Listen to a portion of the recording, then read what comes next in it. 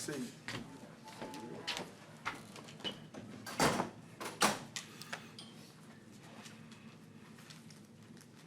Which I know he's practiced this and repped it over the offseason, but just the game that Antoine Winfield was able to have, for that first live action there, nickel, and the plays he made, obviously the interception, the screen, some other things. He did a great job for us. We weren't surprised by how he played. I'm more proud that him and my linebackers, they was communicating. And that's the point of emphasis that we put on those guys up front and on the back end. Make sure you communicate. And he did a great job. Speaking of communication, you guys have a whole different arrangement now, and you've been that way for a few months, but with Coach Bowles now being the head coach, and then you've got two co-coordinators on defense.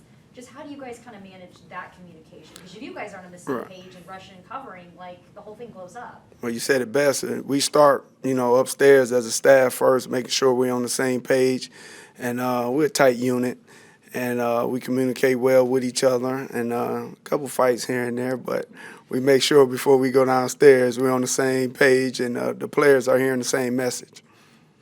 I think Todd was saying that might have been one of Devin's best games, if not his best game.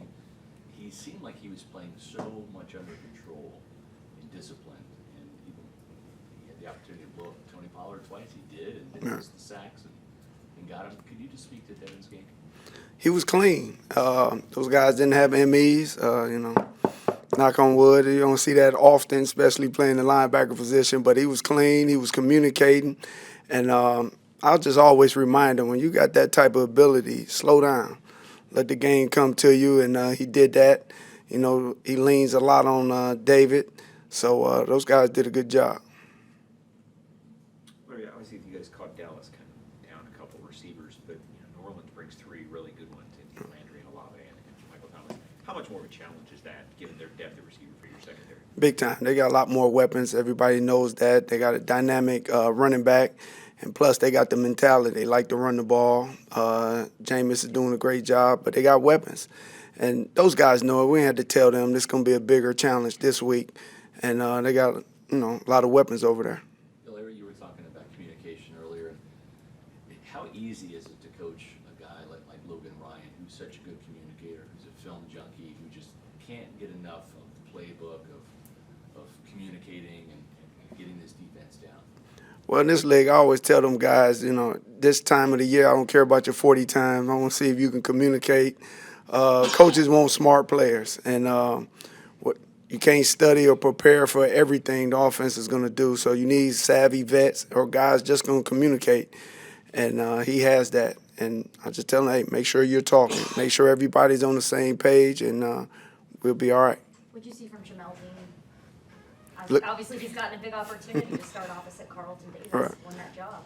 Well, of course, we was getting on him for not catching that pick, that one play, but he did a great job. All those guys, they was communicating. The game looked slow to him, and he looks like that the whole training camp. In my opinion, this is the best training camp he had, so I wasn't surprised how he played last week. Joe Tryon-Shoyinka didn't get a guy on the ground, right? But, boy, he seemed to force a lot of action, including sacks. So, but whether it's in coverage or rushing, what kind of game do you think he had?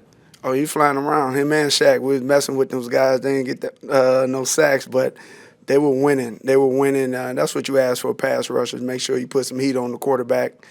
He did a great job. Snuffed out the reverse early in the game for us.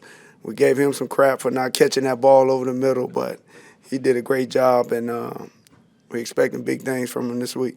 I'm noticing a trend here. You're giving guys a lot of crap. I believe Shaq had a career high in pressures, though. Yeah, he was winning, but that's the norm for Shaq. There were a couple. You guys got your hands on a lot of footballs. It didn't come down with all of them, but you were around it, right? Well, my guys got it the most, to add to that. But we dropped some. Hopefully this week we can come down with them. Larry, when you look at a weapon like Taysom Hill, he's hurt you guys before, whether it's as a Wildcat quarterback, and you saw that last week against the Falcons, what he can do on the ground as a runner, and also throw the ball, you can line up at tight ends. How hard is it to account for this guy, game plan against him, because he can do so many different things? Well, it's easy for us because we're used to playing with him. Today we had him lined up, and at the one spot, but everybody's talking. Where is he? We got to know where he's at. If he's at the quarterback, if he's at the wide receiver, he has that type of talent. But we're used to that guy, and everybody's going to keep an eye on him. Who do you have in practice that has that size or skill set to be able to play that role? Nobody.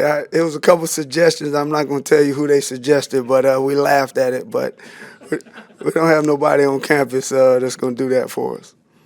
How do you account for that then in practice? You got to have somebody in there. Well, that's what the meeting room for. Coach it, and teach him up. But like I said, we're used to him.